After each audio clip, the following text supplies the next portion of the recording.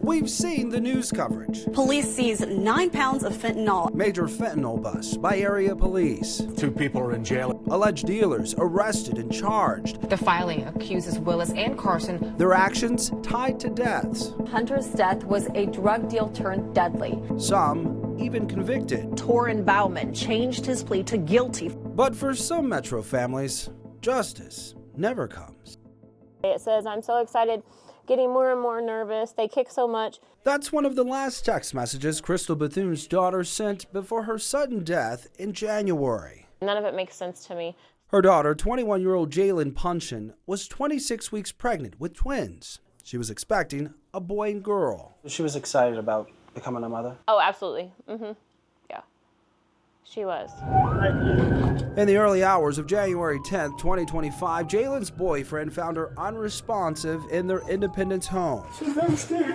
Her boyfriend told police he'd gone to a nearby store, gone for about 45 minutes. When he returned, he says he found Jalen hunched over in a gaming chair and called 911. I don't understand how they believed everything he said. Crystal says what's in the police report only deepened her doubts. According to the report, the boyfriend gave officers a fake name. He was caught on body camera taking something from the scene, and he later hid a jacket he'd been wearing. That same report noted he had a felony warrant and was flagged for selling drugs. I still, in my own heart, don't feel that Jalen did this to herself. Despite initial signs of foul play, including marks on Jalen's neck and burst blood vessels, which the medical examiner on scene noted as odd, Jalen's death was ruled an accidental fentanyl overdose. I feel like that they got the autopsy report and that there was fentanyl in our system, and it was the easiest way to close a case. The Independence Police Department tells me they thoroughly investigated Jalen's case, but after reviewing all the evidence,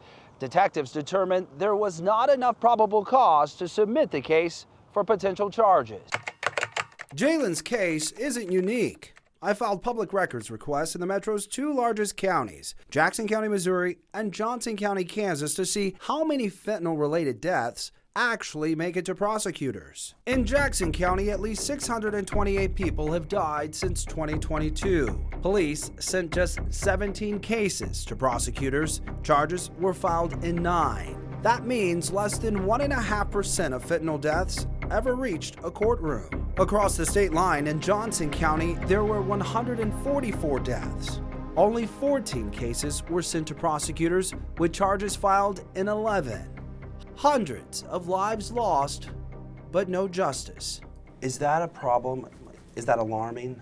I'm a little bit surprised to hear that it's that low, but I can tell you that it's understandable. Tony Mativi is the director of the Kansas Bureau of Investigation. He says the numbers don't tell the whole story. There's nobody that I know inside the law enforcement community who's not taking this problem seriously. Mativi says many departments lack the necessary resources to investigate fentanyl overdoses, and oftentimes they're ruled accidents. If you have a medical examiner rule that the death was accidental, that's a really difficult hurdle for us to get over after the fact. He says the facts are different for every case, but with fentanyl poisonings, the deceased's phone is crucial to the investigation. We have a constant battle when it comes to technology. The bad guy is always a step ahead of us. And proving intent in these cases is a high bar to clear. Jackson County Prosecutor Melissa Johnson. The harsh reality is we cannot prosecute what we don't receive. And then once we do get a case file, again, we have to prove every single element of the applicable charge beyond a reasonable doubt. Johnson says the other challenge is many dealers don't know what they're dealing. They think that they're selling Percocets. They think that they're selling other pills, but they're all cut with fentanyl. She says the burden remains high, but she's optimistic about a new Missouri law that took effect last year. It makes delivery of a controlled substance resulting in death a Class A felony. With this new law, I do feel confident that moving forward, we will be able to see more families get a measure of justice. In October, Prosecutor Johnson filed charges in at least 2 fentanyl death cases using that new law. Kansas has a similar statute, and families there have found accountability of their own. Families like Andy and Rhonda Burris in Lansing. Every opportunity that we had, we kept asking, hey, it's been a couple months. Tell us where you are on the case. Their son, 15-year-old Cruz Burris, thought he was buying a Percocet on Snapchat. Instead, the pill was laced with fentanyl and killed him. We were at a stalemate with our local law enforcement. They did not have the mechanisms, they did not have the equipment or the skills to be able to open the phone. Through their advocacy work with Cruz for Life, named in honor of their son, the Burris's caught the attention of local and state leaders.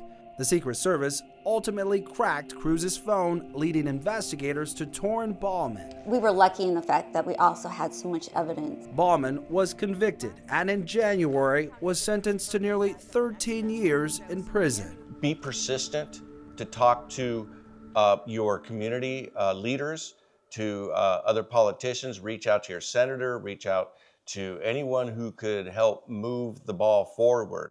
Would have been the last time I would have seen her. 10 months after her daughter's death, a baby's high chair and diapers still sit in Crystal's dining room. I'm not sure if I'll ever put it away. That's a reminder of what could have been. Fall is our favorite season.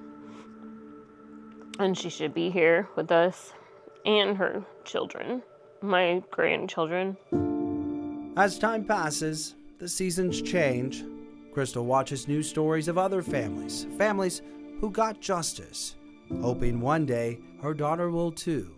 Do more to charge the people that are selling the stuff and killing people. Zach Summers, KCTV 5 News.